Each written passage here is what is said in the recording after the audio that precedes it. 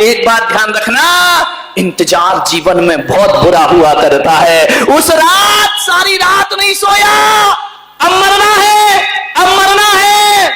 बांस मंगा के रख लिए, कफन मंगा के रख लिया, फूल मंगा के रख लिए, रस्सी मंगा के रख ली, लकड़ियां इकट्ठी हो गई। बोले बस अब आधे 1 घंटे बाद तो मुझे दुनिया से जाना। सुबह हो गई, 5 बज गए, 6 बज गए। सेठ ने कहा यार मैं तो मरा ही नहीं, मेरे तो प्राण ही नहीं निकले, ये क्या गड़बड़ हो गया? ये महाराज ने क्या नौटंकी कर दी, मेरा पूरा जन्मदिन बिगाड़ के रख दिया, सत्यानाश कर दिया। 12 बज गए।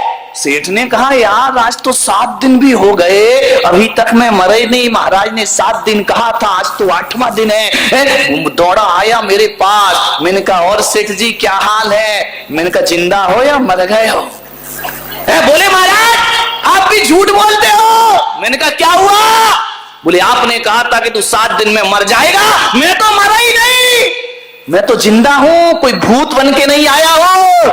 सेठानी ने कहा महाराज देखो पूरा 1 सप्ताह इसका बर्बाद कर दिया है, इतना अच्छा जी रहा था मेरा पति, आपने कह दिया मर जाएगा है। तो मैंने कहा सेठ जी बता तू मरा नहीं? बोले नहीं। मैंने कहा जा अब 7 दिन में तू मर जाएगा। अरे बोले अब तुम्हारी बातों में आने वाला नहीं हूं, 7 दिन में मर जाएगा। ऐसे बोल रहे हो जैसे तुम यमराज के एजेंट हो।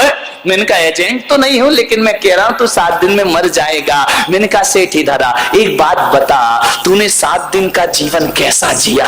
बोले महाराज जिंदगी भर तो हाय बटोरो सब मेरा करते रहा। और जब से आपने बताया कि 7 दिन में मैं मर जाऊंगा, मेरे मन में समझ में आ गया ना धन मेरा, ना रूप मेरा, ना तन मेरा, संसार में अकेला आया हूं और संसार से अकेला जाऊंगा। कैसा लगा? बोले महाराज हकीकत में कहूं तो ऐसा लगा कि जिंदगी तो 7 दिन ही मैंने ढंग से जी है, उससे पहले तो जिंदगी मैंने ढंग से ना व्यापार की चिंता, ना नौकरी की चिंता, भगवान नाम जपते रहा, पल पल मौत का इंतजार करते रहा। मैंने कहा बोल कैसा लगा? बोले जिंदगी बहुत अच्छी बीती। मैंने कहा जा सेठ 7 दिन में मर जाएगा। बोले फिर वही बात 7 दिन में मर जाएगा। सेठानी बोली महाराज कुछ अच्छा बोलो। मैंने कहा जा तू भी 7 दिन में। बोले मैं भी मर जाऊंगी। मैं तो कह रहा हूं पूरा बारामती 7 दिन में मर जाएगा, समझ जाओ 7 दिन में मर जाओगे। बोले 7 दिन ही क्यों बोलते, तुम 2 दिन में मार डालो। इनका नहीं, अभी ज्ञान गंगा कल और है, 7 दिन तो लेना पड़ेगा, कल आखिरी है, अभी निपट गए तो कल क्या होगा यहाँ पे? 7 दिन में पूरा बारामती मर जाएगा। आदमी आया बोले महाराज ये क्या है 7 दिन? मैंने कहा एक बात बता 7 दिन में ही आदमी मरेगा। कैलेंडर उठा के देखना, सप्ताह में दिन कितने होते हैं? रविवार, सोमवार, मंगलवार, बुधवार, गुरुवार, शुक्रवार, शनिवार। 8वां दिन क्या तेरा बाप बना के लाएगा? जब भी मरेगा आदमी इन्हीं 7 दिनों में मर। 8वां दिन बिठला, ऐसा कोई पंचांग ही नहीं है कि 8वां दिन बना के ले आओ। अब बता आप लोग कब मरोगे? मंगलवार, रविवार, सोमवार। कौन बोला महाराज रविवार कोई मारना मार्केट बंद रहता है, अर्थी में ज्यादा लोग आएंगे? ध्यान रखिए 8वां दिन तो दुनिया में होता ही नहीं मेरे भाई। जब भी मरोगे इन्हीं 7 दिन में। 7 दिन की जिंदगी मन के मनुष्य की, ध्यान रखना, इससे ज्यादा आदमी जी नहीं सकता है। मृत्यु को याद रखो, जिंदगी सवर जाएगी। एक बात याद रखना, जो लोग मौत को सुधारते हैं उनकी मौत कभी नहीं सुधरती है। ध्यान रखना, जो लोग मौत को सुधारते हैं उनकी मौत कभी नहीं सुधरती। बड़ा उल्टा गणित है। मैं पुलक सागर कह रहा हूं जिंदगी को सुधार लो, मौत अपने आप सुधर जाएगी। ध्यान रखना, जो आज को सुधारता है उसका कल सुधर जाता है।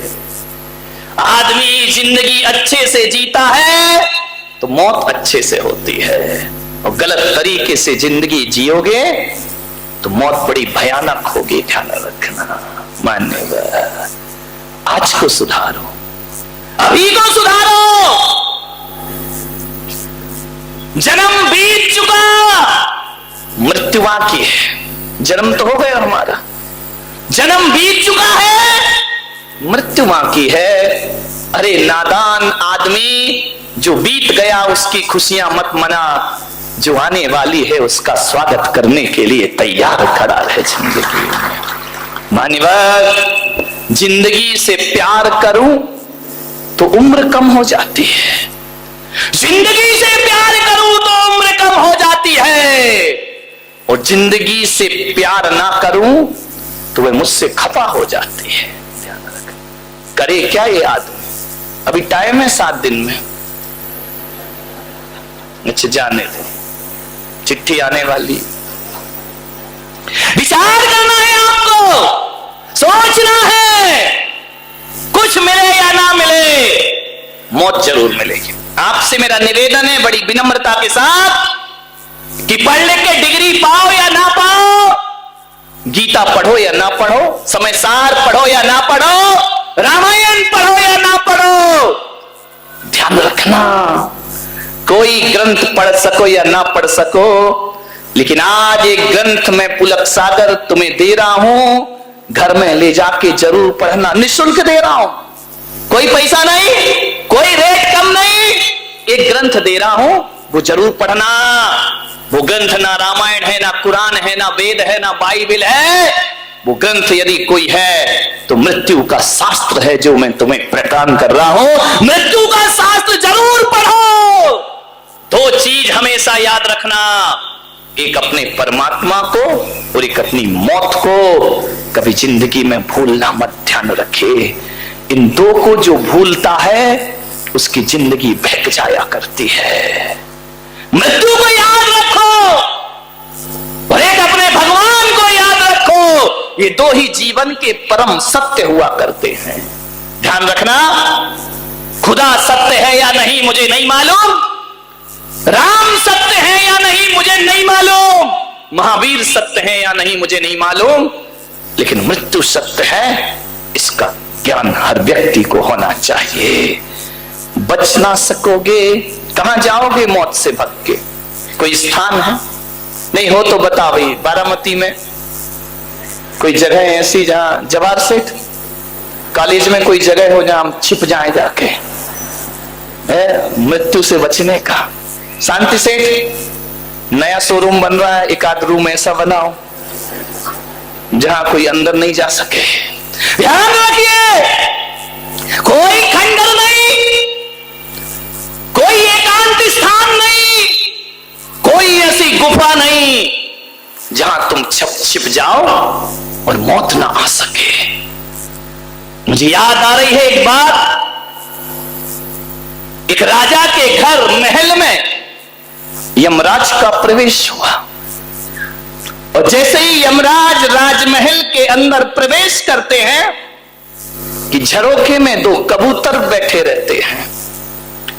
एक कबूतर ने देखा, यमराज पे दृष्टि पड़ी, दूसरे कबूतर ने कहा क्यों रे, तुझे यमराज ने देख लिया? बोले देख तो लिया, तो बोले खेल खत्म। बोले क्या मतलब? बोले आज तेरा नंबर। अभी यमराज राजा को लेने गया है, लौटते समय तेरा नंबर। यमराज ने देखा, मुस्कुराए, कबूतर बड़ा गुटर गू कर रहा था, गोल गोल घूम रहा था। यमराज ने देखा, मुस्कुराए, अंदर चले गए। दूसरे कबूतर ने, वकील होगा,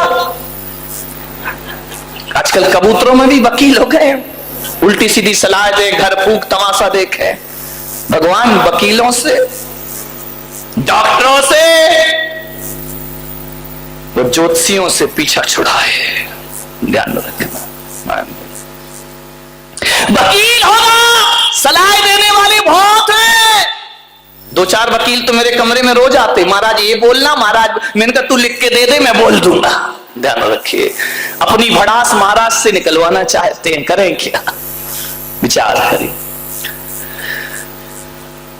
बोला कबूतर की देख, यमराज तुझे देखकर मुस्कुराए हैं, इसका मतलब तेरा नंबर आ गया। पसीना पसीना हो गया कबूतर कि मेरा नंबर, आज चला जाऊंगा मैं। बोले आज नहीं बचेगा। उसने कहा वकील साहब कोई उपाय बताओ। कि मैं बच जाऊं। तो वकील कबूतर ने कहा एक उपाय है मेरे पास। बोले क्या? बोले जब तक ये यमराज राजा को ले जाने में टाइम बर्बाद करेगा तब तक तो इस झरोके से उड़ जा। इतना उड़ना, इतना उड़ना, इतना उड़ना, इतना उड़ना कि यमराज को तुझे ढूंढने में महीना भर तो लग जाए। देख भाई, महीने से ज्यादा मोहलत नहीं दिला सकता मैं, तू मरेगा जरूर। बोले 1 महीना बहुत है यार, 1 महीना तो जीऊंगा। बोले जा, उड़ जा, पंख फैलाए। नादान कबूतर उड़ गया। इतना उड़ा, इतना उड़ा, इतना उड़ा, इतना उड़ा एक दिन में कि शायद साल भर में भी इतनी उड़ान।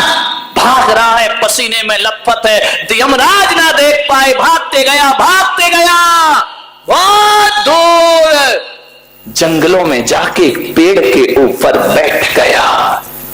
यमराज लौटे, देखा झरोका एक गायब। यमराज मुस्कुराए।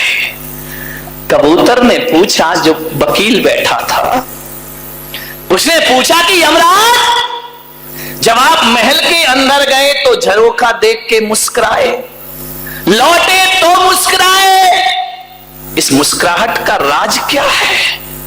यमराज ने कहा, ऐ भोले परिंदे, जाते समय इसलिए मुस्कुराया कि तेरे साथ एक कबूतर और बैठा था। बोले हां बैठा तो था, तो मुझे हंसी इसलिए आई कि यहां गुटरगू कर रहा है और आज तो तेरी जीवन लीला समाप्त होने वाली है। लौट के क्यों मुस्कुराए? बोले लौट के तो बहुत ज्यादा मुस्कुराहट हुई, इसलिए मुस्कुराया कि उस कबूतर ने मेरे रास्ते आसान कर दिए। बोले क्यों? बोले पहले तो हंसी यही आई कि नादान, तुझे मरना तो जंगल में है, यहां काहे को बैठा है। और जब लौट के आया तो मुझे पता लग गया कि पहुंच गया जहां उसे मरना था, अब मेरे रास्ते और आसान हो गए।